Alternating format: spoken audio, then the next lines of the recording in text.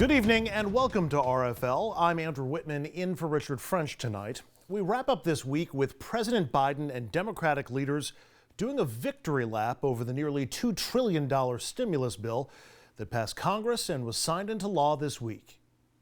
Now, it's been a long and difficult year in America. We've lost so many in so short a time. But finally, hope is on the horizon and help is on the way. And after Senate Majority Leader Chuck Schumer spoke, Speaker Pelosi got her turn. Our unity on behalf of all of the American people is what made this such a triumph. We all knew our purpose. We were unified on behalf of the American people, for the children, for their health, for their education, for the economic security of their families. Yes, this is a great day to be in the Rose Garden and to have us be able to fulfill the promise that President Biden has made all along, that help is on the way. Then Vice President Kamala Harris spoke about some of the things the relief package will do. This landmark legislation will get relief to families, get support to communities, and make sure more shots get in arms. And I want to thank the Speaker, Nancy Pelosi, and Majority Leader Chuck Schumer, and all of the members of Congress who voted for this legislation and helped lead to its success. President Biden then wrapped up the ceremony. Nancy and Chuck, I have to say that I agree with many of the columnists that have commented on this legislation. What you shepherded through the Congress not only meets the moment, it does even more. It's historical, and they call it transformational, and it really is. The bill was supported overwhelmingly by the American people, Democrats, independents, and Republicans, and had a strong support of governors and mayors across the country in both parties, red states and blues. Over 430 mayors contacted me, many of them Republicans supporting the bill. And here's why. Because what you all did with it and the refinements you made, it directly addressed the emergency in this country. Because it focuses on what people need most. Today's Rose Garden event came just hours after Biden delivered his first primetime address since moving into the White House.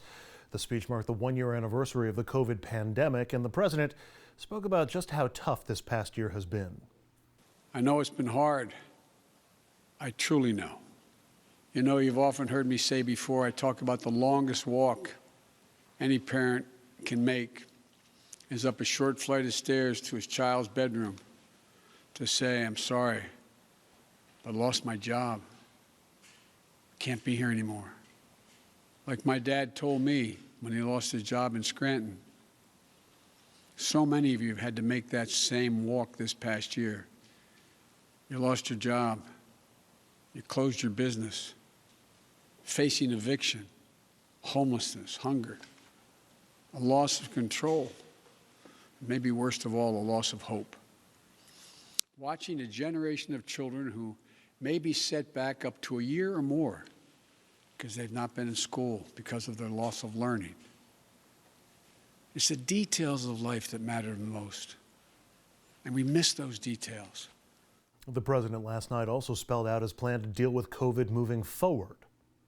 I'm announcing that I will direct all states, tribes, and territories to make all adults, people 18 and over, eligible to be vaccinated no later than May 1. We will launch, with our partners, new tools to make it easier for you to find the vaccine and where to get the shot, including a new website that will help you first find the place to get vaccinated and the one nearest you. We will issue further guidance on what you can and cannot do once fully vaccinated to lessen the confusion, to keep people safe, and encourage more people to get vaccinated. I promise I will do everything in my power. I will not relent until we beat this virus. But I need you, the American people. I need you. I need every American to do their part. So what happens now with the stimulus? For that, we turn to our first guest tonight, Congressman Tom Malinowski, Democrat from New Jersey. Congressman, what are you hearing from constituents about the stimulus bill? How badly do people in the 7th District need it? And what are they planning to do with it? Thank you so much, Andrew. We needed this yesterday. And what are we planning to do with it? We're planning to get our kids back into school faster. We're planning to get our restaurants up and running. They'll benefit from a special grant program under this bill. We're planning to pay our bills and to make sure that we can make it through the next few weeks until every single person in New Jersey gets that shot in their arm so that we can get back to normal, hopefully, by July 4th. This is an incredibly timely and helpful step by the government to crush this pandemic, make our economic recovery twice or three times faster than it otherwise would be, and honestly, just beyond the next few months, to build a more fair and just society in our country. It's a very good day for New Jersey and for America. We know that state and local governments are going to get some badly needed assistance. Local businesses are also going to have customers returning soon with added cash in their pockets. What are you hearing from small businesses in your districts about the impact that this will have? Oh my goodness, our Main Street businesses have struggled to hold on, as you know, these last few months. We've been able to get them a little bit of help through the Paycheck Protection Program, but the best help is customers, as you say, with cash in their wallets, coming back to stores, coming back to restaurants, spending money locally, which is what we expect folks will do. Remember, the preponderance of aid that we are providing, exactly the opposite of that big 2017 tax bill where it all went to the wealthiest Americans. This is going to middle and working class Americans who spend every single penny they get mostly locally at small businesses. It's going to be a huge, huge boost to our local economy. And remember, it's not just the direct checks. It's not just the unemployment insurance for folks who are still out of a job. There's going to be a $3,000 plus per child tax credit in this bill that the experts say will cut child poverty in America in half. We are delivering on the promise that I ran on in 2018 to make healthcare in America more affordable. We are going to be subsidizing fully Affordable Care Act, Obamacare coverage for the middle class. That wasn't there before. So the average middle class family will save a few $100s a month just on their health insurance. This is absolutely extraordinary, overwhelmingly supported by the folks I represent back home, and I can't wait to get started. And you've set up my next question perfectly, because I was going to ask, how much do your constituents know about what's in the bill? I've seen reporting that a lot of parents had no idea the child tax credits were there, or the daycare assistance was there, or the Obamacare assistance was there. Is voter education on this law going to be a challenge? I think people are going to know what's coming when it comes. They're going to feel it in their pocketbooks. They're going to see it when their kids are able to go back to school and into daycare, and they're not going to have to struggle as they have for the last few months, juggling work and schooling at home. Yes, President Biden's going to be on the road talking about it, and I will be holding more town halls, as I always do in my district, to let folks know about how they can take advantage of these benefits. But I'm absolutely confident the American people are going to know the changes that are soon to come. And very important, they're going to know who is responsible for delivering them, because this was 100% bipartisan back home in my district and across the country. But unfortunately, none of my fellow members of Congress who belong to the Republican Party voted for this. It was sad and strange to see them somehow unable to step forward and do what the overwhelming majority of their constituents were demanding.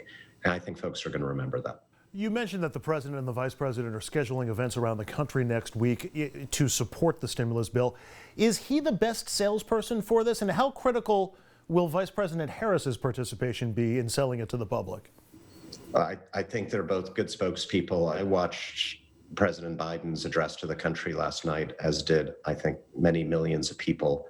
And, folks trust Joe Biden. They know that he's sincere. They know that he's somebody who's not in it for himself, somebody who takes responsibility, someone who will take responsibility if this fails, as he said. What a refreshing change from the egotism and self-serving politics that we got used to over the last 4 years. So I think folks trust Joe Biden, and they're certainly going to trust the money that's arriving in their bank accounts starting this weekend when the IRS is going to start to distribute it.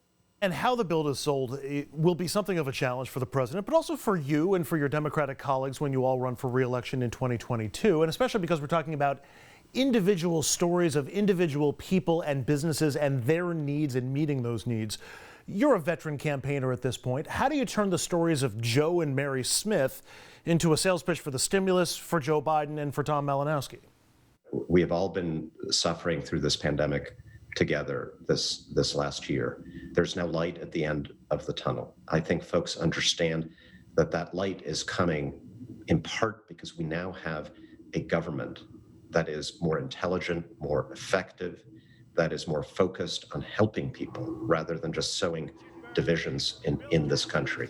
So, we'll tell that story, but I think that story is going to be told for us by the ordinary Americans across this country who are going to benefit from the results we are delivering. Perhaps even neighbor to neighbor as they do. Are there aspects, Congressman, of the stimulus that we're not talking enough about? Are there provisions that you think are critical that just haven't gotten enough attention? Well, you mentioned one of them. It's the fix to the Affordable Care Act, or Obamacare. As many folks know, the Affordable Care Act was pretty successful in getting a lot of Americans enrolled in health insurance, but it was not affordable enough, particularly for middle-class Americans who did not qualify for the subsidies.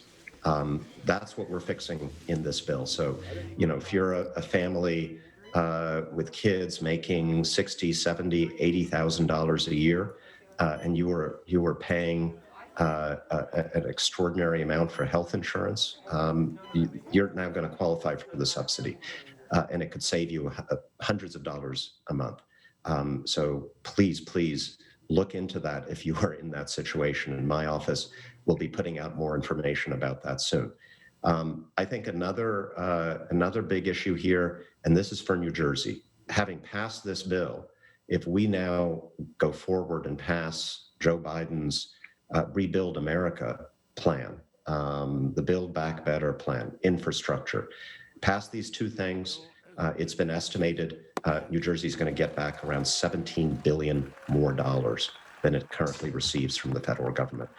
Finally, Congressman, before I run out of time, we've got the checks going out this weekend, or starting to go out this weekend. We've got the president saying all American adults will be able to sign up for the shots by May 1st, and he's hopeful about a normal July 4th.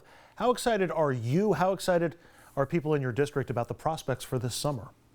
I can't wait to get back to the beach and to 4th of July barbecues, and a personal wish is getting to play in the Congressional baseball game again this summer in front of a real crowd of people. I can't wait to know that my mom can go visit her two very young grandchildren who were born in the last couple of years. And I think across my district and across America, every single person has something that they are looking forward to that will be enabled by the work that we are doing here today. And this is what I want to stress. This is not a natural, inevitable recovery where if we'd done nothing, it would have happened anyway. This is the work at last of a government that is beginning to deliver for the American people, that is being run by intelligent, effective, compassionate people.